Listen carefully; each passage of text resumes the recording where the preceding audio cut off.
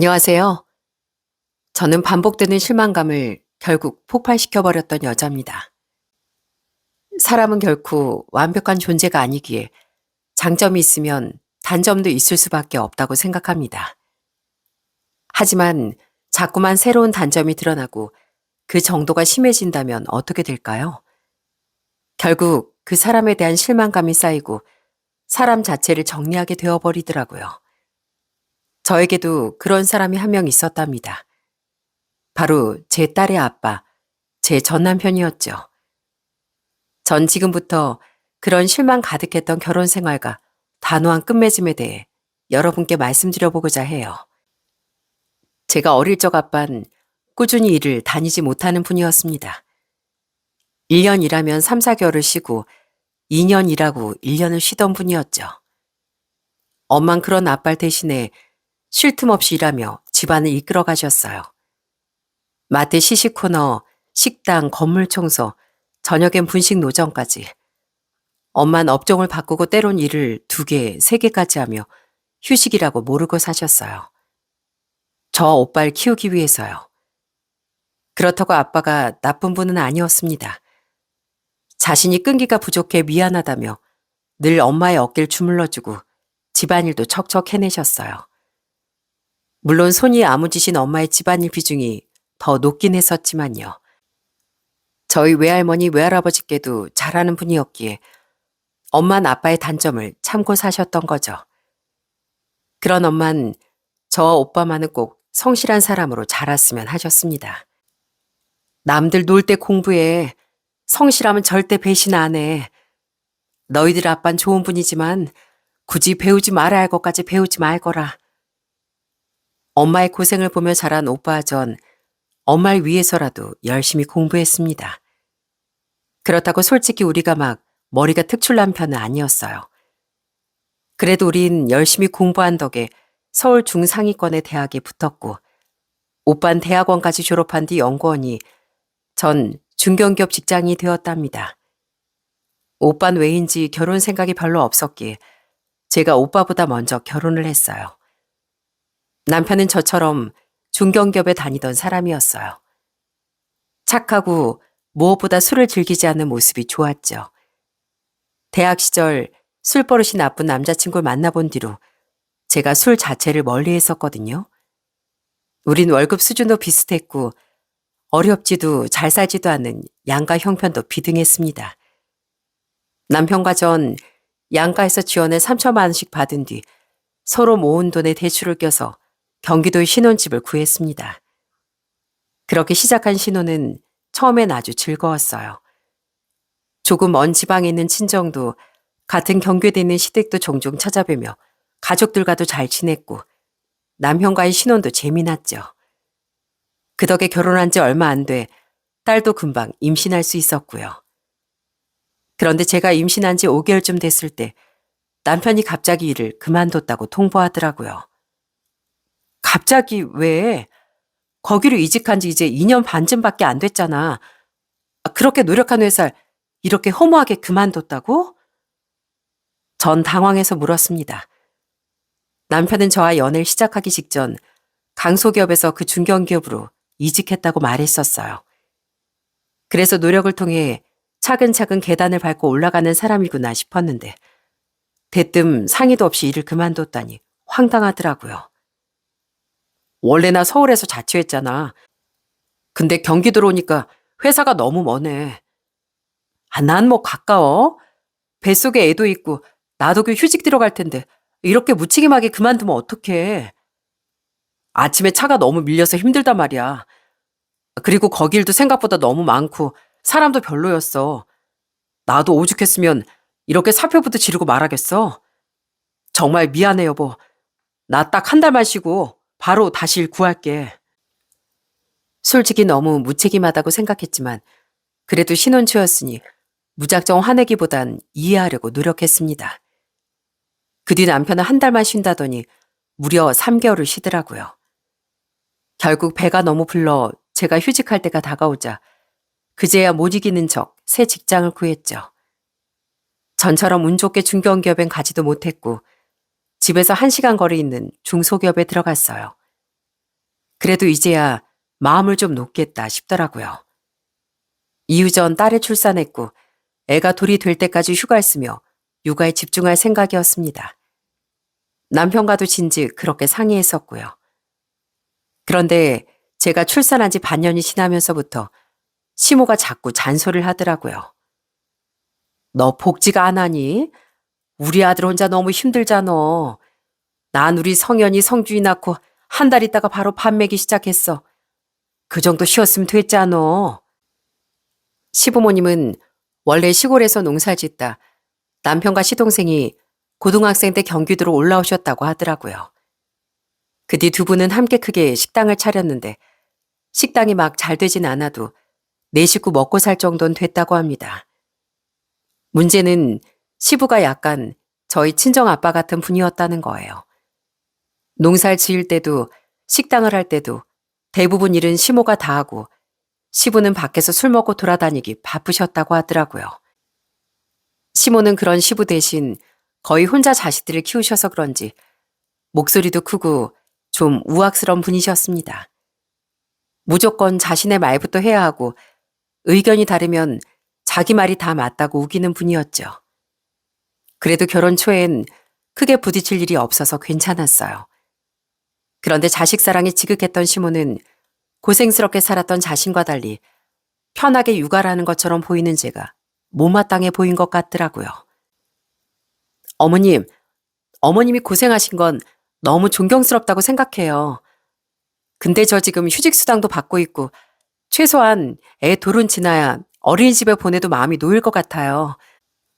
저도 남편 회사 그만두고 쉴 때 조용히 기다려줬으니까 어머님도 조금만 지켜봐 주세요. 그리고 무엇보다 전 그냥 쉬는 게 아니라 출산하느라 상한 몸 회복시키고 애 보느라고 쉬는 거잖아요. 말 그대로 쉬는 게 아니라 어쩔 수 없이 쉬고 있는 건데 그렇게 말씀하시면 서운합니다. 아이 그러니까 내가 6개월이나 기다린 거잖아. 난 한 달 안에 몸도 회복하고 애도 얻고 이랬는데 넌 왜 못하니? 애 돌도 되기 전에 복직하는 엄마도 수두룩하다. 어떻게 남편과 제 경우가 같을 수가 있습니까? 정말 너무하다 싶어 서운함을 감출 수가 없더라고요. 그 와중에 기가 막혔던 건 시모의 말을 듣고 남편이 태도를 바꿨다는 거예요. 여보, 우리 어머니 말 들어보니까 어머니 말씀이 맞는 것 같은데 당신 수당이 나온다고 해도 월급 100%다 나오는 것도 아닌데 좀 빨리 복귀해도 되지 않을까? 나랑 인터넷 찾아보고 주위 얘기 들으면서 다 상의해놓고 어떻게 어머니 말 듣자마자 바로 태도가 바뀌어? 애 낳고 고생하고 있는 당신 마누라보다 엄마 말씀 듣는 게 맞다 이거야? 아니, 괜히 더 많이 산 어른들 말씀에 기교라고 하는 게 아니잖아.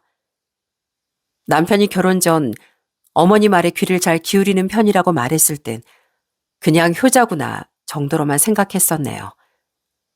아버지 대신 평생 고생하며 집안을 이끌어온 어머니란 존재가 얼마나 존경스러운지 저도 저희 엄마를 보며 잘 알았으니까요. 근데 그게 마마보이란 의미일 줄은 정말 몰랐죠. 점점 남편은 툭 하면 자기 엄마 말이 맞는 것 같다는 말로 제 속을 뒤집어 놓기도 하고 말다툼한 뒤 자신이 불리해지면 시모에게 가서 고자질을 하기도 했어요. 전 애가 돌이 지나가 예정대로 복직을 했는데요. 그 뒤 얼마 안 돼 남편은 또 일을 그만두더라고요. 진짜 왜 그래 당신? 왜 자꾸 나한테 상의도 없이 일을 그만두냐고. 애가 겨우 돌 지났는데. 아니 내가 생각보다 일이 너무 안 맞는다고 말했었잖아. 그래 했었지. 세상 어떤 회사가 일이 100%다 맞겠어? 그래도 정 못 참겠으면 최소한 이직 자리 먼저 구해놓고 그만두라고 했잖아. 요즘 취업시장 사정 안 좋으니까. 근데 기어코 또 나한테 말도 없이 사표부터 던지고 와? 나도 오죽 스트레스 받았으면 그랬겠냐고. 너무 일이 안 맞아서 나 우울증까지 온 것 같단 말이야. 당신 아내가 돼서 남편을 걱정부터 해줘야지. 너무 몰아붙이는 거 아니야? 뭐? 우울증? 남편이 무책임하다고 생각한 건 마찬가지였지만 우울증이란 말에 걱정이 되기도 했습니다. 그래서 안 간다는 사람을 끌고 정신과에 들여가 봤는데 남편은 전혀 우울증 소견이 없었어요. 저기순 돌팔이네, 돌팔이. 내 몸은 내가 제일 잘 알지. 남편은 끝까지 자신은 좀 쉬어야겠다며 무려 5달을 놀더라고요. 당연히 양가 부모님도 남편이 오래 쉬게 되니 그 사실을 알고 계셨고 저희 엄만 한숨을 쉬셨어요. 네가 내 팔자를 닮은 건지 안서방이 자기 부친을 닮은 건지 원. 남편은 말론 저희 부모님 앞에서 면모가 없다고 했지만 진짜 면목이 없었으면 빨리 일을 구했을 겁니다. 남편은 우울증을 핑계로 그냥 실컷 쉬고 있었던 거예요. 심지어 일을 다니는 저보다 육아도 집안일도 참여도가 낮았죠. 그런 와중에 시모는 오히려 제게 노파심을 드러내더라고요. 우리 성현이가 마음이 힘들다는데 너 자꾸 애들 취업 재촉하지 마. 네 애 키우는 것만 중요하니? 나도 내 자식이 더 중요하다. 애 좀 푹 쉬게 집에서 집안일 해라. 애 좀 봐라. 눈치도 주지 말고. 알고 봤더니 남편은 시모에게 그런 식으로 이간질을 했던 겁니다. 네, 제가 남편에게 눈치 준 건 맞아요. 전 힘들어 죽겠는데 집에 와서도 혼자 육아 집안일 다 하려니 부하가 치밀더라고요. 진짜 우울증이어도 최소한 아인 돌봐야 하는 거 아닙니까? 그래서 화를 낸 건데 남편은 그걸 또 시모에게 잃은 거예요. 같이 만든 애 낳고 키우는 일인데 왜 저만 다 이해하고 힘들어야 하나요? 제발 제가 눈치 줄 필요 없게 남편이 애라도 잘 봐줬으면 좋겠어요. 제 마음도 힘들어서 제가 우울증 약을 먹어야 할 지경이라고요. 제가 잘못한 게 있으면 이해라도 할 텐데 도무지 제가 뭘 잘못해 시모에게 그런 말을 들어야 하는지 모르겠더군요. 그런 시모도 시모지만 가장 큰 문제는 남편이었기에 전 남편에게 끝내 이런 으름장까지 났답니다. 당신 계속 이렇게 무책임하게 놀고 어머님한테 고자질하면 나 당신하고 못 살아. 진지하게 당신 없는 인생 생각해 볼 거라고. 알겠어? 아니, 난 고자질 하려고 한 게 아니라 그냥 어머니한테 푸념 좀 한 거야. 어머니가 오버한 거라고. 그리고 나 우울증 때문에 힘들어서 쉰 거지 무책임하려고 한 거 아니야. 안 그래도 슬슬 다시 취업하려고 했어. 진짜야. 그래도 으름장이 먹혔는지 남편은 결국 다시 직장을 구하긴 하더라고요. 하지만 무슨 도살장 끌려가는 가축 마냥 아침마다 울상이었죠. 그러다 시댁에 갔던 어느 날 너무 일하기 싫다는 남편의 말을 듣고 시부는 허허 웃으며 말하더라고요. 너도 이 아버지처럼 선비 팔달 타고 나서 그렇다. 원래 선비라는 게 집에서 공부하다 지루하면 경치 보면서 술 마시고 사는 신성 같은 존재 아니냐. 시모는 그런 시부의 뒤통수를 퍽 하고 가격하더라고요. 그리고 분을 참지 못하고 숨을 거치게 내뿜으며 말하셨어요. 애가 힘들어서 회사에 잠깐 실수했지만 어디 귀한 내 아들을 한심한 당신이랑 닮았다고 해. 우리 성현이는 그냥 여유로운 거지 당신처럼 한심한 주정뱅이 백수가 아니야. 평생 그렇게 날 고생시켜 놓고선 신선 방으로 확 들어가 버려. 꼴도 보기 싫으니까. 아유, 알겠어. 이 여편의 성질하군. 애들도 다 보는데. 시부는 시모에게 꼼짝도 하지 못하더라고요. 자신이 지은 죄가 있었으니까요. 시모가 시부를 그렇게 싫어하는 데는 2가지 이유가 있었어요. 하나는 가장 역할을 제대로 하지 못했다는 거. 또 하나는 술을 그렇게 마시다 만취해서 시비가 붙어 싸우다 몇 번이나 깽값을 물어주기도 하고 나중엔 당뇨발이 와서 발가락을 잘라내는 등 술 문제가 심했다는 거였죠. 시부는 의족을 차진 않으셨지만 없어진 발가락 때문에 일하기 힘들다며 더더욱 식당 일을 돕지 않으셨다고 해요. 심지어 발이 그런데도 시부는 가끔 시모 몰래 술을 마시다 들켜 시모에게 온갖 쌍욕을 다 듣고 나기도 하셨어요. 전 시모도 싫지만 무책임하고 가족 위할 줄 모르던 시부도 도저히 좋아할 수가 없더라고요. 그 집에서 그나마 정상인 건 시동생이었는데 시동생은 서울에서 자취하며 자기 일하고 사느라 바빠 1년의 명절을 빼면 거의 보기도 힘들었어요. 그 정도로 워낙 집에 관심이 없던 사람이었죠. 시모는 그런 시동생보다도 당연히 시부보다도 남편을 가장 아꼈기에 남편 일만 되면 더 편파적이 되었던 겁니다. 하지만 그런 시모도 남편을 감싸줄 수 없는 일이 있었답니다. 남편은 다시 재취업을 했지만 바로 이전의 회사보다 더 낮은 연봉을 받고 들어가게 되었어요. 다 자신이 자초한 일인데도 남편은 자기 신세가 초라하다며 그렇게 불평을 하더라고요. 그런데 처음엔 그렇게 투덜대며 다니던 사람이 점점 얼굴에 활기가 돌더라고요. 당신 또 술 마셨어? 원래 술 잘 안 하던 사람이 왜 그렇게 술을 자주 마시고 다녀? 우리 팀 김 과장님 있잖아. 진짜 유쾌한 사람이야. 옆팀 윤 대리는 또 어떻고. 다 같이 회사 욕하고 떠들면서 술 한잔 하다 보면 술이 취하는지 시간이 어떻게 가는지 모르겠다니까. 쥐꼬리만한 월급 받고 거지 같은 대표 아래서 일하면서 이렇게 스트레스라도 풀어야 회사 갈 맛이 나지. 어차피 일은 업무보단 사람 스트레스 때문에 힘든 건데 그런 걸 생각하면 나 회사 잘 들어간 것 같아. 사람들이 너무 좋아. 남편은 새로 들어간 회사에서 만난 몇몇과 마음이 잘 맞았나 보더라고요. 문제는 그 사람들이 술 모임을 좋아해 남편도 회식에 맞들렸다는 겁니다. 원래 술을 잘 안 하던 사람이 일주일에 서너 번은 술을 먹고 해벌레에서 들어오는데 처음엔 이해하려고 노력했지만 나중엔 화가 났어요. 서울에서 경기도까지 매번 나오는 대리비에 아직 어린 딸도 혼자 돌봐야 하지 집안일도 다 제 차지였으니까요. 사람들 좋고 회식도 즐거운 거 다 좋다 이거야. 나도 직장 다니니까 어느 정도 이해해. 근데 그것도 정도껏 해야지. 당신은 가정이 있잖아. 집에 빨리 와서 애도 좀 보고 나도 좀 도와줘. 그놈의 대리비도 그만 좀 낭비하고. 그렇게 제가 화를 냈더니 글쎄 남편이 무슨 짓을 저질렀는 줄 아십니까?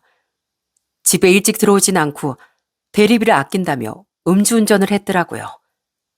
살짝 취기가 오른 채 직접 차를 운전해서 왔다고 실토하는데 진짜 기절할 뻔했습니다. 당신 미쳤어? 술 냄새 풀풀 풍기면서 운전을 했다고? 죽으려면 혼자 죽지 다른 사람 인생 망칠 일 있어? 아니 당신이 대리비 아끼라며. 물론 내가 잘했다는 건 아닌데 갑자기 당신 잔소리가 생각나서 나도 판단력이 흐려졌던 거야. 아우 머리 아파. 별일 없었으면 됐잖아. 그 소리 좀 그만 질러. 머리 아파? 당신이 까딱 잘못했으면 더 큰일 날 뻔했어. 대체 날 언제까지 실망시킬래? 어? 또 그랬다간 봐. 제가 제일 싫어하는 유형의 인간이 바로 음주운전을 하는 인간이었습니다. 남의 인생까지 지옥으로 밀어넣는 파렴치한들이라고 생각했죠. 그런데 그 파렴치한이 제 남편이었다니 너무 실망스럽더라고요. 다음날 술이 완전히 깬 남편은 그래도 잘못했다며 빌긴 하더라고요. 그리고는 한동안 술도 잘 안 마시고 들어오길래 그나마 말은 통하는 인간이구나 싶었습니다. 하지만 정신 차린 척은 잠깐이었어요. 남편은 그 뒤로도 제게 대리를 불렀다고 거짓말한 뒤 몇 번이나 음주운전을 해서 귀가하더라고요. 이 쓰레기야. 진짜 제대로 사다리 나봐야 정신 차릴래? 우리의 범죄자 딸로 만들 거야? 저라도 피해자가 생기는 걸 막아보자 싶어 얼마나 노력했는지 모릅니다. 남편이 출근할 때 아예 차 키를 빼앗아 버리기도 하고 아이까지 데리고 택시를 타서 서울에 간 뒤 직접 차를 운전해 남편을 데리고 오기도 했죠.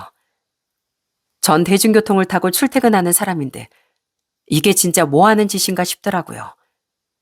그래도 시모 말은 좀 들을까 싶어 전 시모에게 남편의 음주운전 이야기를 해드렸어요. 그랬더니 시모는 처음으로 제 앞에서 남편의 등짝을 후려치시더라고요. 아, 어머니, 지금 저 때리신 거예요? 그래, 쳤다. 남편은 놀라 눈이 왕방울만 해지더라고요. 시모는 그런 남편에게 처음으로 호되게 야단을 쳤습니다. 네 아버지가 평생 술로 날 얼마나 괴롭게 만들었냐, 어? 근데 그걸 아는 놈이, 큰아들이란 놈이 술 문제 일으켜? 그것도 음주운전을. 너 진짜 엄마 뒤집어지는 꼴 볼래? 그리고 애미 넌 남편 간수 못한 게 뭐 자랑이라고 나한테 그걸 일러, 어? 처음엔 남편이 시모에게 혼나는 낯선 모습을 보며 속이 좀 시원하더라고요. 그런데 시모는 저에게까지 분노의 화살을 돌리더라고요. 황당해서 시모를 쳐다봤더니 시모는 말도 안 되는 논리를 펼치더라고요. 남편이 음주운전한 게 제 탓이라고요? 저도 말릴 만큼 말리고 화도 낼 만큼 냈어요. 그럼 제가 뭘 더 어째서 했나요? 회사도 나가지 말고 남편 뒤만 쫓아다닐까요? 너 지금 말 대꾸 하니?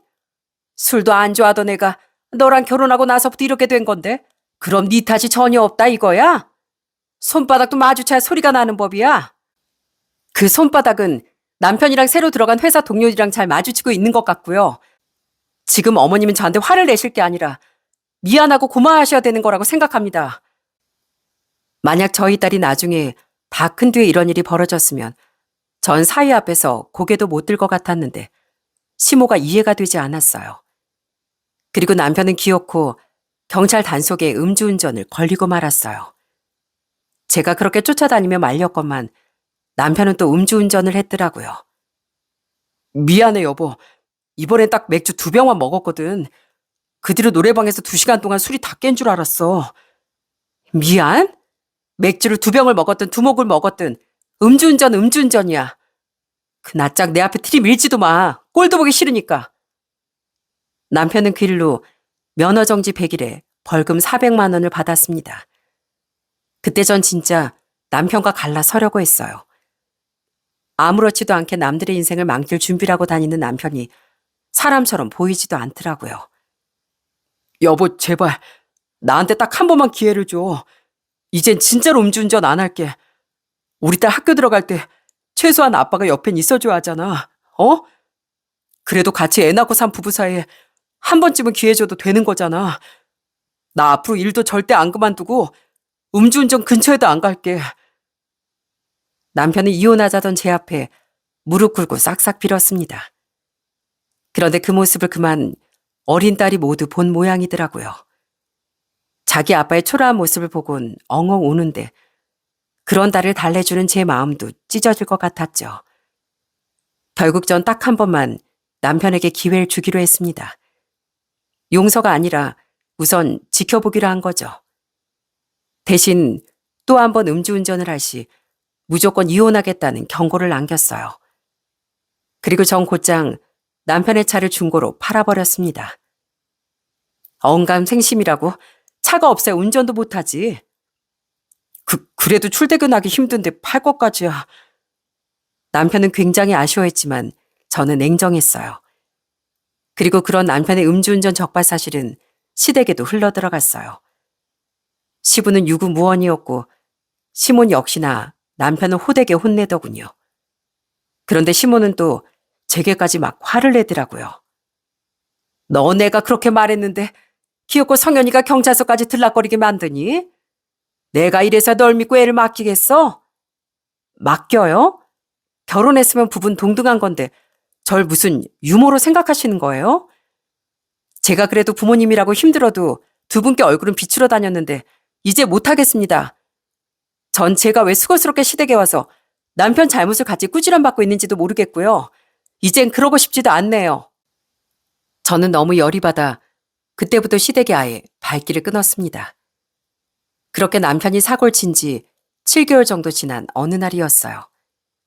전 옷을 정리하다 남편 주머니에서 차키 하나를 발견했습니다. 이게 뭔가 싶어 전 바로 남편을 불렀어요. 이거 뭐야? 차 팔았는데 또 차키가 어디서 났어? 빨리 바른 대로 말 안 해? 그게 빨리 대답해. 우물쭈물하지 말고. 미안해 여보. 대중교통 타고 출퇴근하기가 너무 불편해서 실은 하나 샀어. 미안해. 미리 말하면 당신이 막 화낼 것 같아서. 정말 기가 차더라고요. 남편은 고작 나흘 전 저 모르게 무려 5천만 원 가까이 되는 신차를 샀다더군요. 그것도 무려 전에 카드 할부로 긁었다는데 정말 이 인간이 미쳤나 싶더라고요.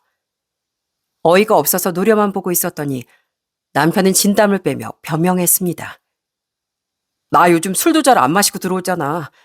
이젠 진짜 음주운전 안 해. 나 약속 안 어겼어. 그냥 진짜 출퇴근하기가 너무 힘들어서 그랬어. 기왕 사는 거 좀 멋들어진 거 사고도 싶었고. 여보, 기왕 산 거 내가 할부금 열심히 갚을 테니까 그냥 넘어가 주면 안 될까? 내가 허락 안 해줄 것 같으니까 멋대로 굴었다 이거지?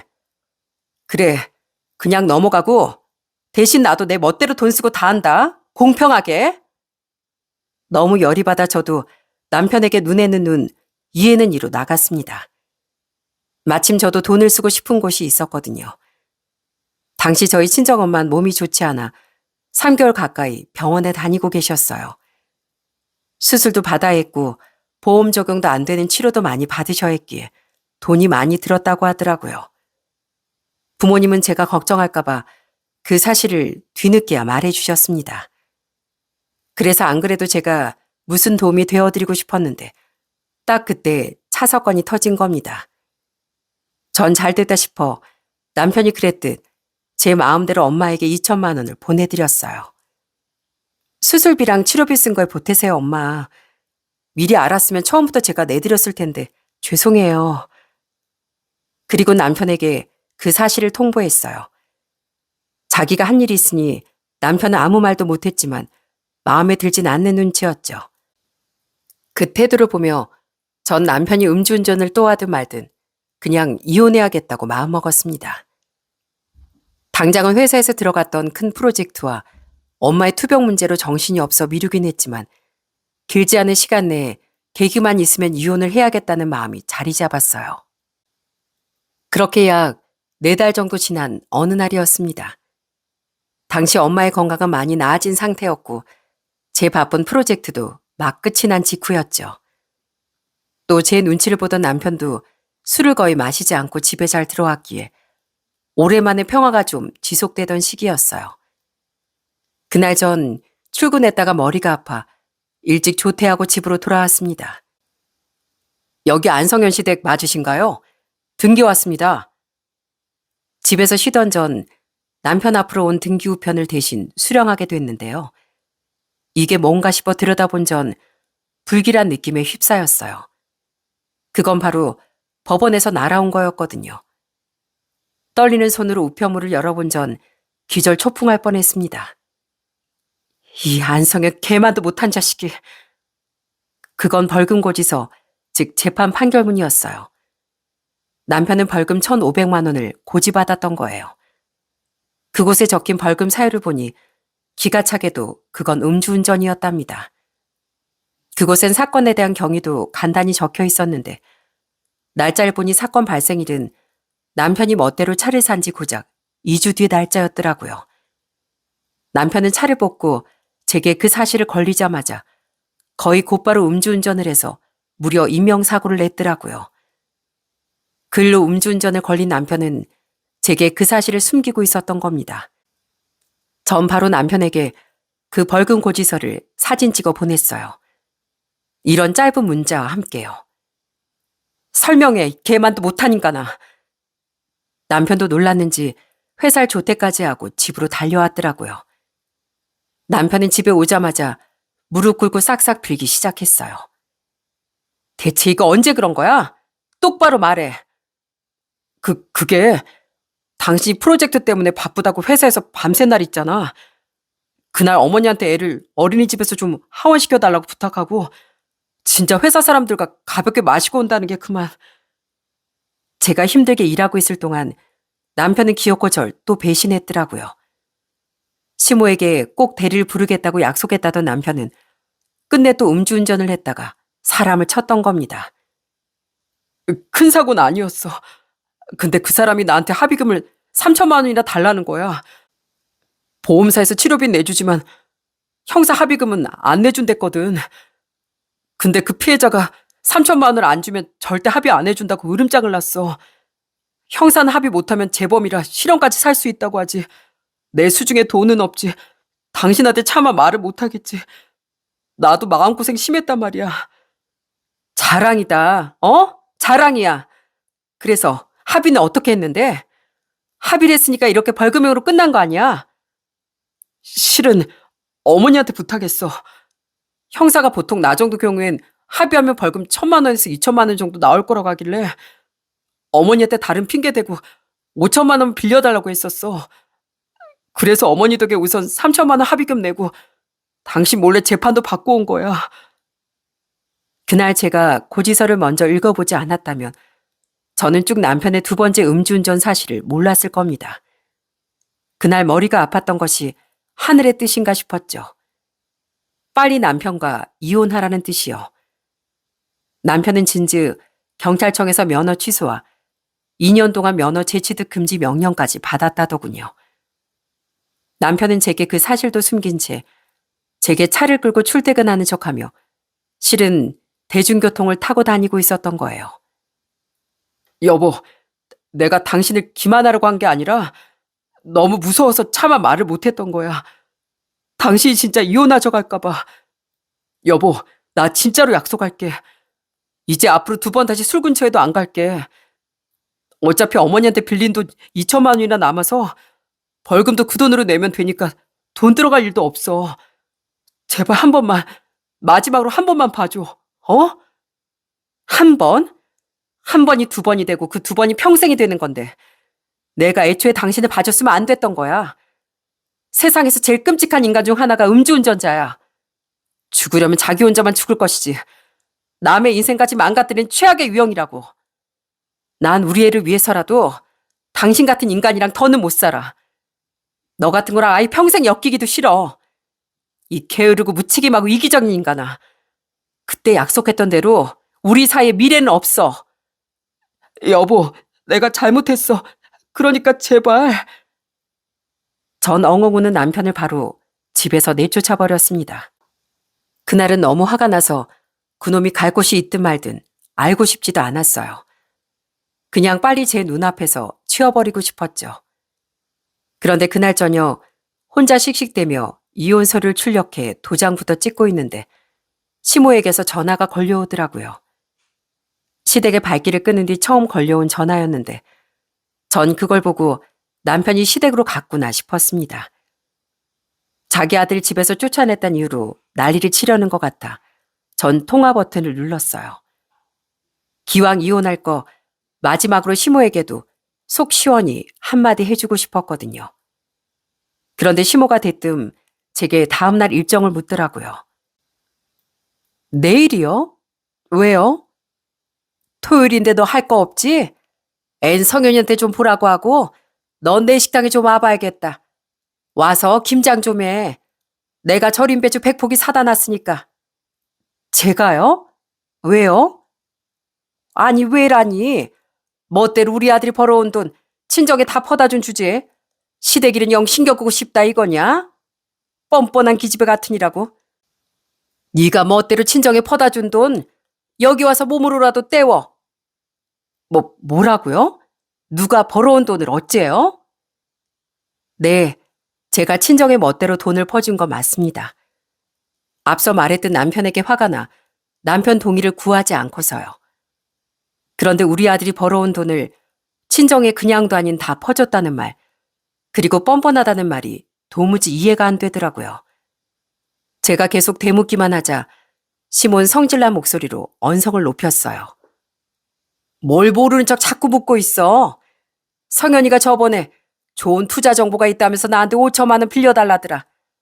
그래서 투자를 하려거든 너희 돈으로 하지. 5년 동안 모은 돈이 전혀 없냐니까 1,000만 원도 없다고 걔가 다 말했어. 뭐 투자요? 그래. 내가 기가 막혀서 왜 그만한 돈도 없냐고 물어봤다. 그러니까 그 착한 애가 우물쭈물하더니만 엄마한테 거짓말을 못하더라. 너 그동안 우리 성현이 무시하면서 멋대로 친정에 수술비니 뭐니 다 퍼다 줬다며?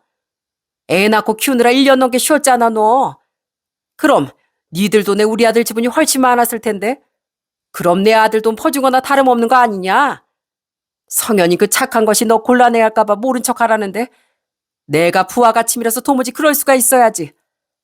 그래도 성현이 생각해서 최대한 참고 참다가 와서 김장이라도 하라고 전화한 거야. 이제 내 말 무슨 말인지 똑똑히 알아들었어? 알아들었으면 내일 새벽까지 가게로 와. 그 말을 들으니 이제야 이해가 가더라고요. 정말 어이가 없었습니다. 시모에게 다른 핑계를 대서 5천만 원을 빌렸다던 남편은 자신의 음주운전 사실을 감추기 위해 저를 팔아먹은 겁니다. 시모는 그런 남편의 말만 믿고 절 벼르다 심술을 부리려고 전화한 거였어요. 어이가 없어 잠시 헛웃음을 지었던 전 이렇게 말한 뒤 잠시 전화를 끊었어요.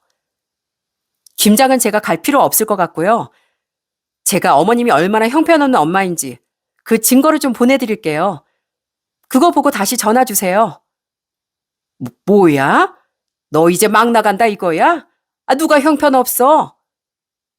전 노발대발하던 시모의 말을 자르고 그냥 통화를 종료해버렸어요. 그리고는 제가 사진 2장을 찍어서 보냈더니 곧장 다시 시모에게서 전화가 걸려오더라고요. 그런 시모의 말투는 방금 전과 다르게 초조하고 수그러든 기색이 가득했죠. 너 방금 보낸 그거 진짜야? 네, 진짜예요. 이제 어머님이 왜 형편없는 엄마라고 했는지 아시겠어요? 제가 시모에게 보낸 건 남편의 벌금 고지서, 즉 법원에서 도착한 판결문과 이혼서를 찍은 사진이었답니다. 입 아프게 말하는 것보다 그 2장의 사진이 지금 상황을 더 잘 설명해 줄 것 같았거든요. 역시 효과가 좋았는지 시모는 더는 제게 큰 소리를 내지 못했어요. 전 그런 시모에게 지금 이 상황을 확실히 깨닫게 만들어 주었죠. 제가 결혼 생활 5년 동안 겪은 남편은요, 아주 실망스러운 인간이었어요. 마마보이의 게으름뱅이의 범죄자의 거짓말쟁이였다고요.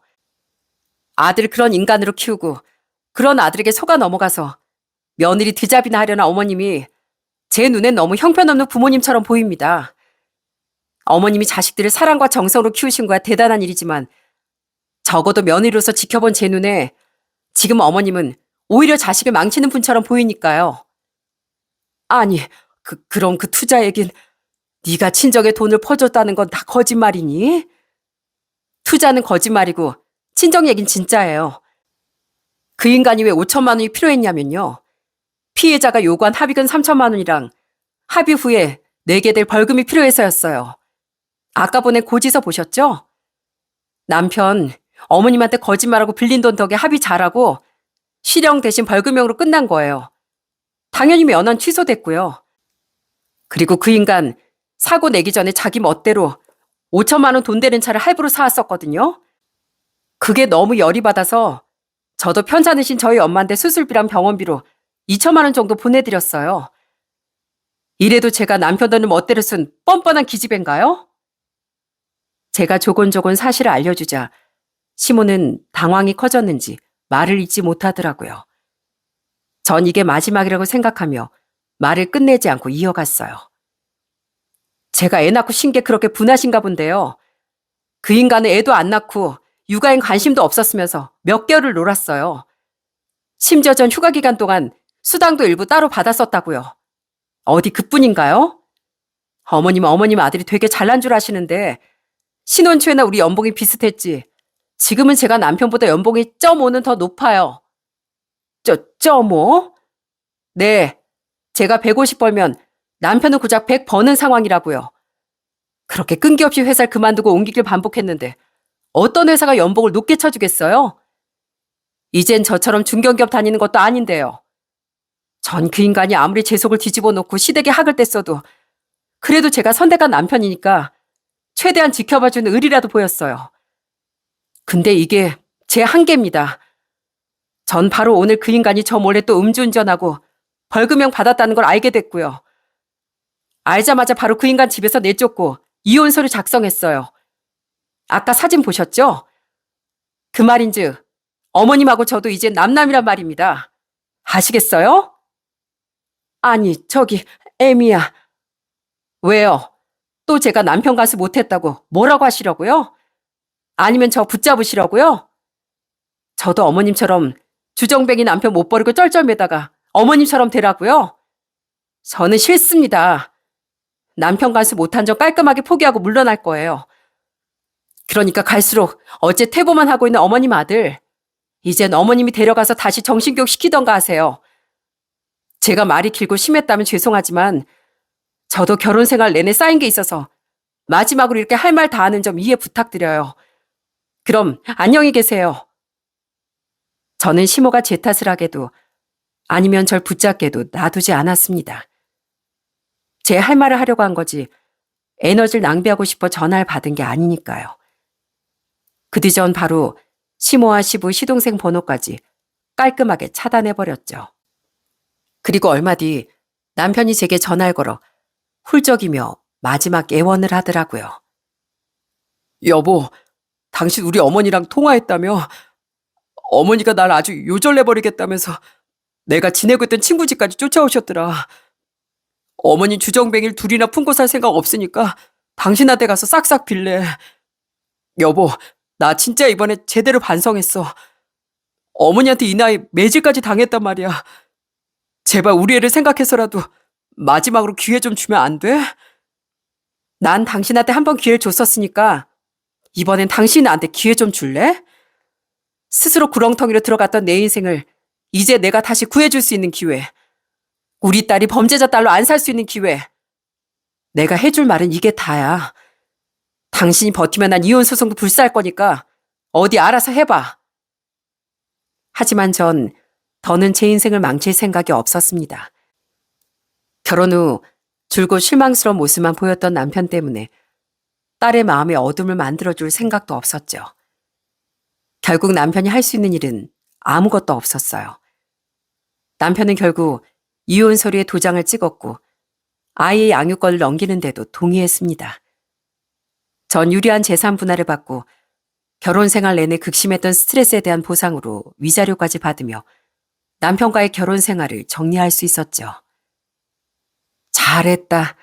나도 네 아빠랑 산 사람으로서 모든 사람이 장점만 있을 수는 없다고 생각한다. 그런데 안서방처럼 단점만 많고 심지어 치명적인 단점 있는 사람에게선 차라리 빨리 벗어나는 게 나아.